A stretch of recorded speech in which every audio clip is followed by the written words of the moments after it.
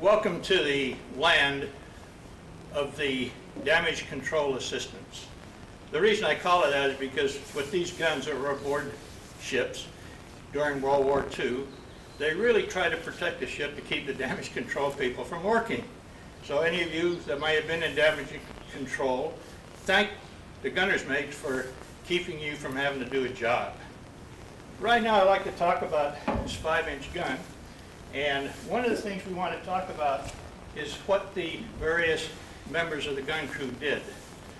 And for those of you that may not know me, my name's Eldon Brody. I normally work on Mondays and Fridays as a docent. And if any of you have any questions about the gun, feel free to contact me by phone. I have an email address, and feel free to contact me and ask the question. I'll try to answer anything you want to know.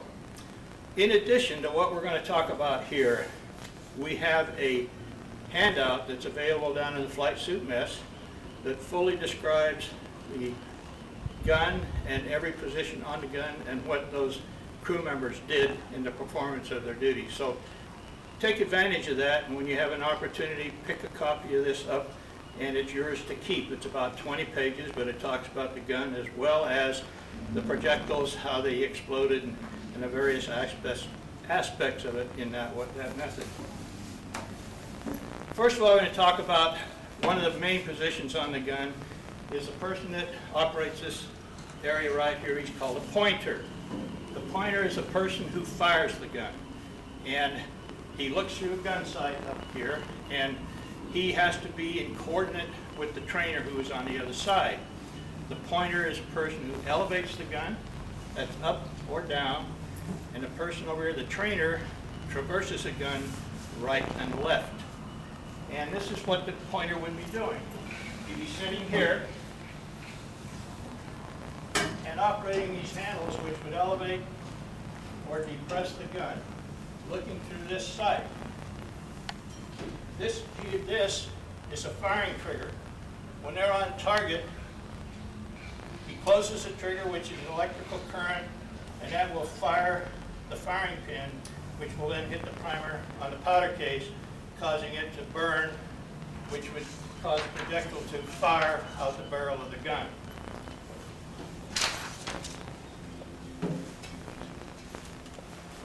The person right here, called a fuse setter. He's sitting down in this unit right here, and he operates these handles. He has a sound-powered phone, which is connected to fire control. They're giving him the number of seconds in which to set the fuse on the projectile. So he turns these cranks, and what it does, it revolves a unit which turns the lug on the projectile itself, sort of like winding up a clock on a spring, which sets the time fuse for it. We'll talk about the reason of what that's for later. The projectiles are loaded into these fuse setters, as you see it here. Keep in mind this is a dummy. And the powder cases would be stored on the bulkhead, in which the powder cases are passed to the powderman, which is standing about where I'm at right here. You'd hand a powder case to him, placed up here in the ammunition tray against this spade. And it would look like that. Then the projectileman takes the projectile out with the fuse set, takes it out, places it in front of the powder case, and then pulls down this handle, and it rams the powder and the projectile into the breech, and now the gun's ready to fire.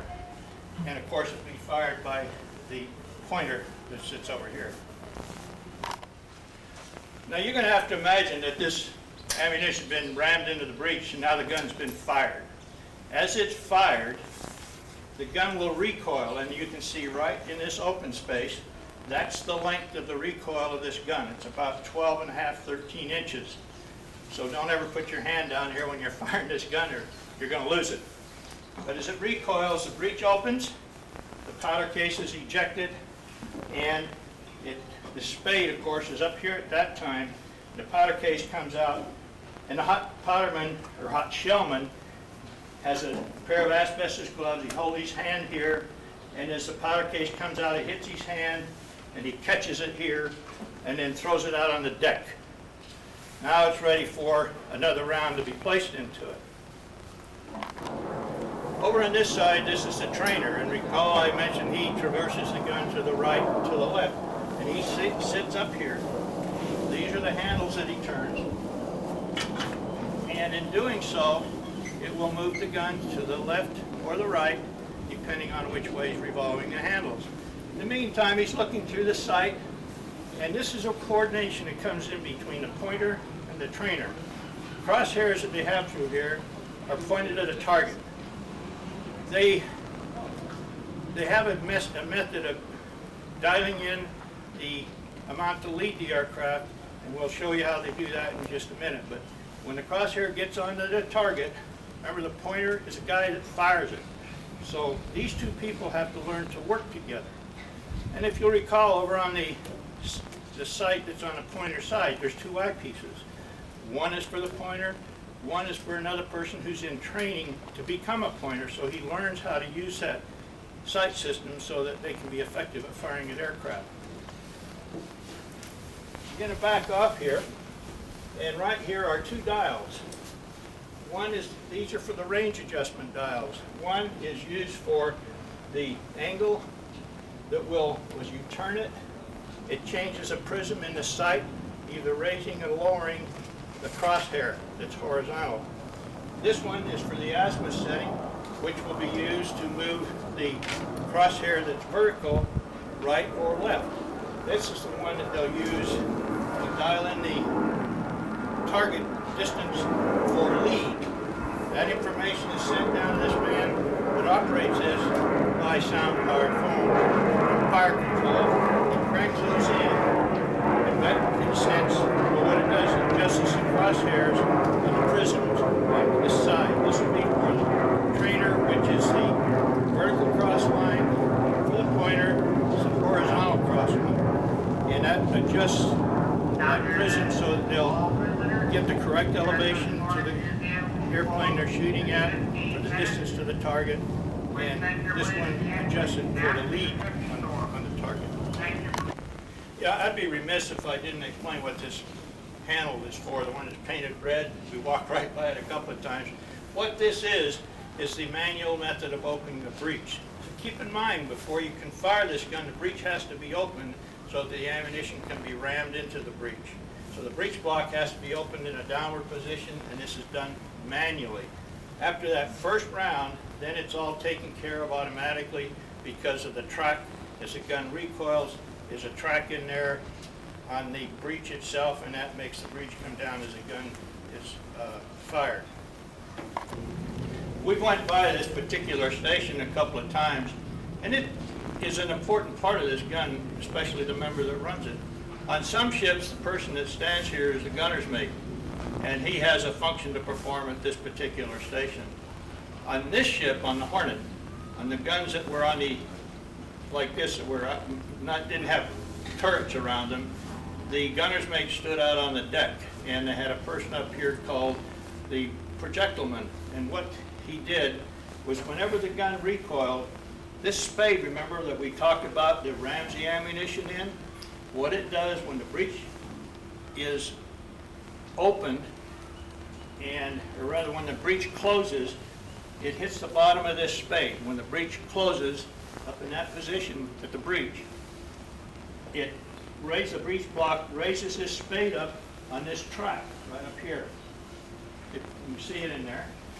And so this spade is in a position above the ammunition tray, and it reverses the hydraulic system, so now the spade comes back in this position, except it's up here. So this person here does two things. He looks through the barrel to make sure the barrel's clear, and he pushes this lever, and this spade drops down into the position you see it now, ready for the next load. And I say this is kind of important because one of the things you want to make sure of is that there isn't any debris in the barrel prior to the next round being fired. So we've talked about some of the gun positions, And I'd like to really get down to somewhat of the nitty-gritty of what kind of numbers of people it took to operate this gun. On this diagram, and by the way, this is included in your handout, and it's a diagram or a schematic indicating where each of the gun crew is placed and what the term is that they use for the work that they're doing. For example, here's the trainer, sight setter, and the shell guardman, the first powderman that puts the powder case in the ammunition tray, the projectileman that takes the projectile out of the fuse setters, puts it in the ammunition tray, then the fuse setter and the pointer. And again, this is for that sight checker who is now learning how to be a pointer later on. And in addition to the 7 people on the gun platform itself, there are 8 people out here on the deck. And those other 8 people serve this gun. There's a mount officer who's an officer in the Navy, one of the gunnery officers. Over here are the powdermen that take the powder from this particular container and hand it up to the person over in the gun platform. And then there's a hoistman and a second powderman, the mount captain, and the gunner's mate that would stand out here on this particular ship. Back here is where the ammunition would be picked up, and these are simulated powder cases. Now normally if the gun was in action, these ports would be open. The small ones for projectiles to be brought out from the handling room, which is on the other side of this bulkhead. The longer ones are for the powder cases. Powder case would be taken out and handed to the powderman up on the gun platform itself. The projectile would be picked up and placed in a fuse setter for the projectileman to pick up. And it's kind of an interesting thing to talk about these projectiles from the standpoint that this is a real one. And they weigh 54 pounds. If you would please, up here with the public, don't handle this because it is heavy, and a person, if it slips out of their hand, it's going to hurt like blazes when it hits their foot. So watch that. The other one's wood, but this is a real one. But there is some differences. This is a general purpose or a high explosive projectile. This would be used to fight another ship if you were bombarding it. But we're going to talk about this gun and what its actual purpose was on the Hornet. And ships like the Hornet, in fact all the aircraft carriers. This gun was really developed to protect the ship, not to fight another ship or bombard the shore. For example, this same gun was on battleships, on cruisers and destroyers. In those purposes, they were used to fight another ship or bombard the shore. But carriers had airplanes to do that function. So these guns were strictly for use for anti-aircraft defense. Now, you look at the gun and you say, well, good Lord, how does that gun hit an airplane flying way out there 4,000 or 5,000 yards? That's the purpose of those sights. They are used to provide the operators with the lead for the gun to the aircraft as well as for the elevation. But again, this projectile is not actually what hits the target. How it works, there's 3 ways that this projectile explodes. First is by impact. When the nose of that projectile hits an object, it will cause a firing pin to penetrate and cause the projectile to explode. Okay. Second way is with the fuse setter that we talked about. On a projectile, there would be some lugs protruding from this nose. And it was down in the fuse setter, and the fuse setter is revolved. It turns this portion. What it's doing simply is winding the spring like a clock. In reverse, it winds it up for, let's say, 20 seconds. When the gun is fired, and it makes so many revolutions through the barrel, it causes that spring to work or to unwind. When it reaches the end of that, it releases a firing pin which then goes down and fires a primer that explodes the projectile into shrapnel. Now that's the old way they did it prior to 1943. And if you've ever seen any movies of air battles, you'll always see those big black puffs of smoke out there, usually behind the airplane. So it didn't shoot down very many aircraft in those days.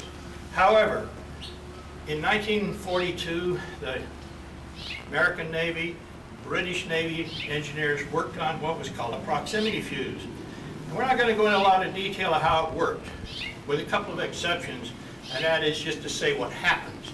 Because in the handout, there's a schematic showing you how it's constructed, and it will describe how it works.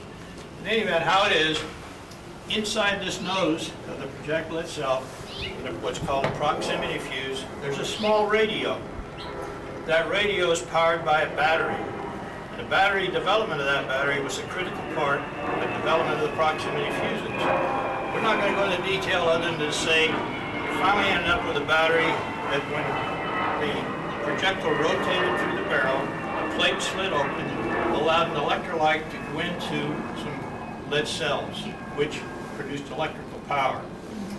The reason they went to that method is because dry cell batteries were originally used, and on that situation, many times the projectile sat in the magazine for so long, the batteries were dead, so it didn't work. So they come up with this liquid system, which worked fine. So anyway, with this particular type of battery, a plate slid open, electrolyte went down into some lead cells, and produced enough electricity to power a radio inside this cone. When the gun was fired then, it sent out a radio frequency signal in a cone-shaped effect. When that signal touched an object, it would bounce back to the projectile and cause an electrical impulse, then the projectile would explode. And the shrapnel is what hits the plane, not the projectile. Now that had to still be within about 50 to 75 feet of the target for that proximity fuse to be effective. So you still had to be pretty close.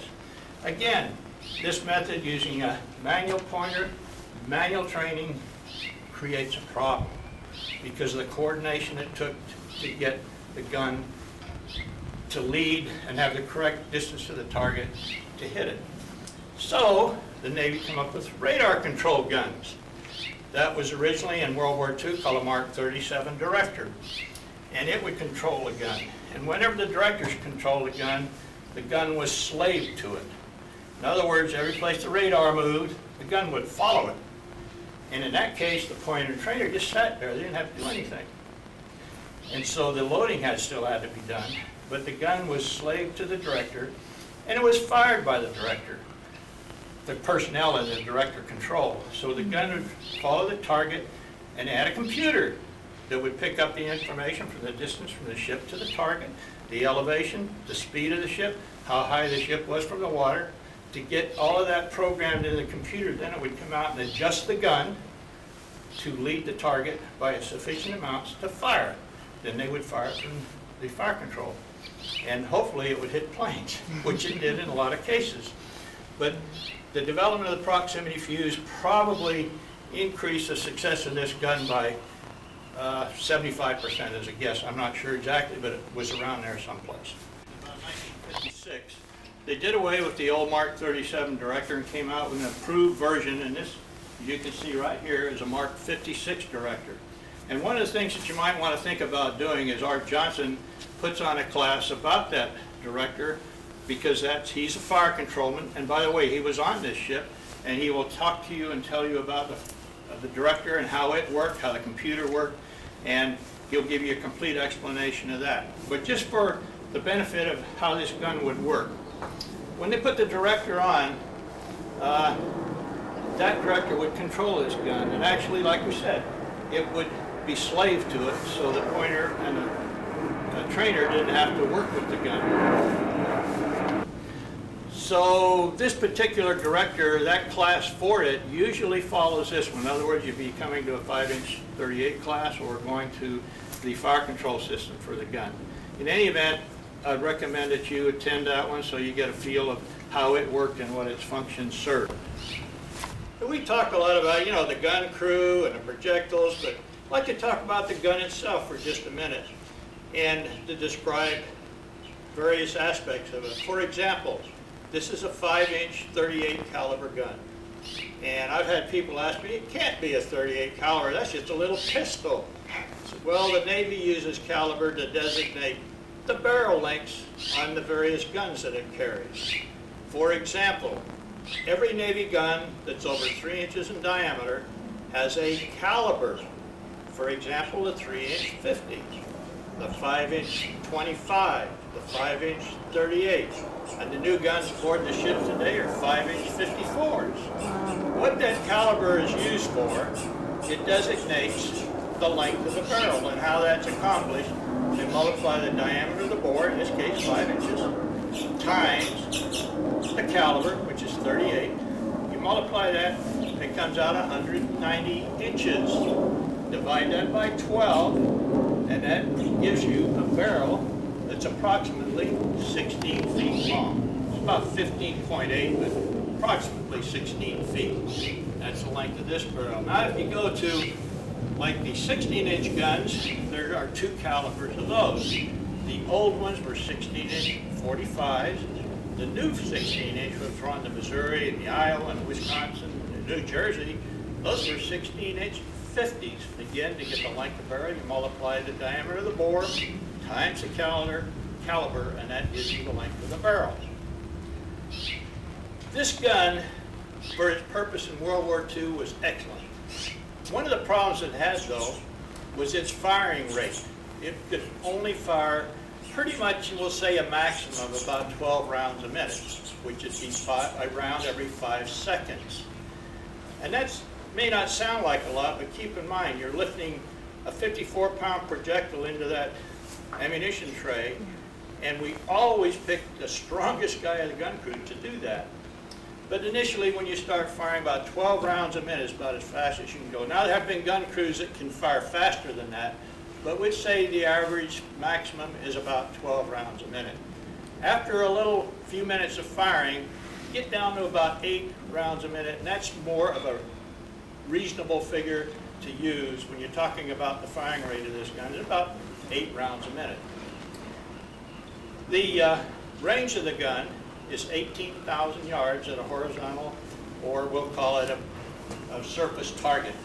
And that's 10 1/4 miles. So everything you see from this gun sponson, this gun could hit, including San Francisco. Even when it's foggy, it'll hit it, but you might not know where it hit, but it'll hit it. In any event, it will also shoot at 85 degrees. The reason 85 degrees is the limit vertically is because if it went any more than that, the ammunition falls out of the tray. So 85 degrees is maximum elevation. It will shoot 37,000 feet, which is 7 miles. For World War II, it was a perfect example of what was required because planes didn't fly much more than about 32,000 in those days. Even that was about the max. Probably maybe some a little more than that, but that was about a maximum height. For that period of time, these guns were great. This ship, in addition to the 5-inch guns, also had 59 20mm and 40 40mm guns, and they were spread throughout the ship.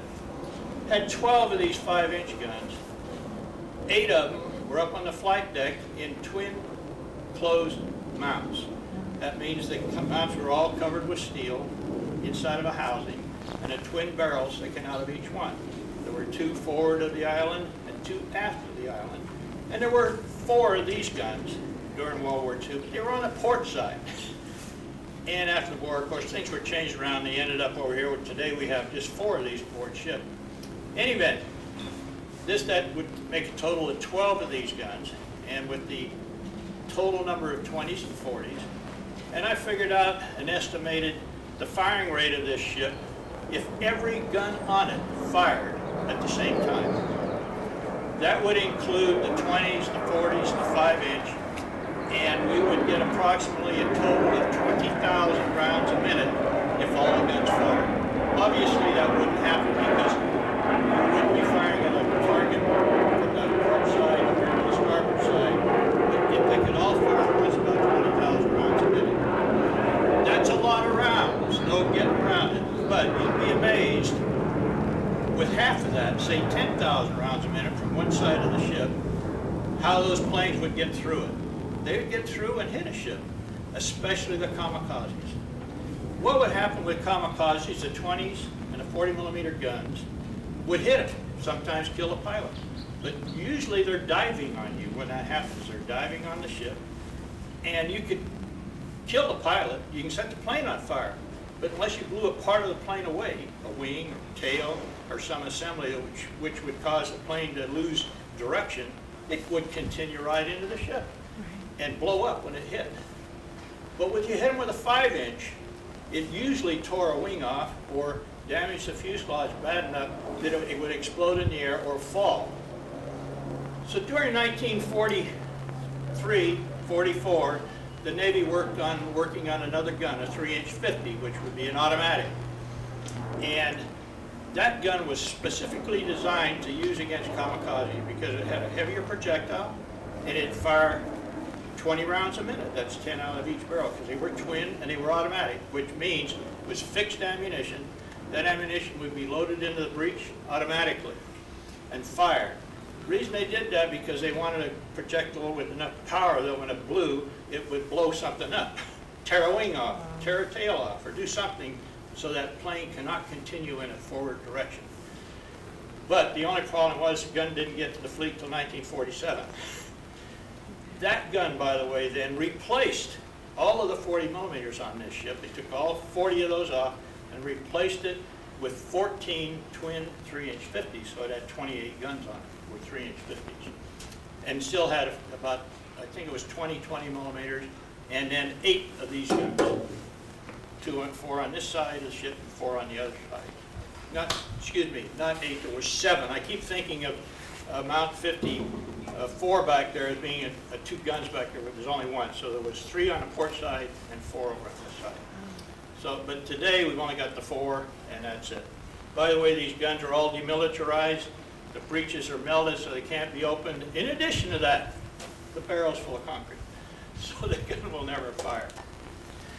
You're inside the handling room that contained the ammunition for the gun that we just left, which is on the outside. You see these ports. Remember, those are the ones that are outside where the projectiles and the powder cases are stored. When the gun's in action, these ports are opened so they can pass the ammunition out to the crew on the outside of this bulkhead. The long ones again for powder, short ones for projectiles. And again, these would be open.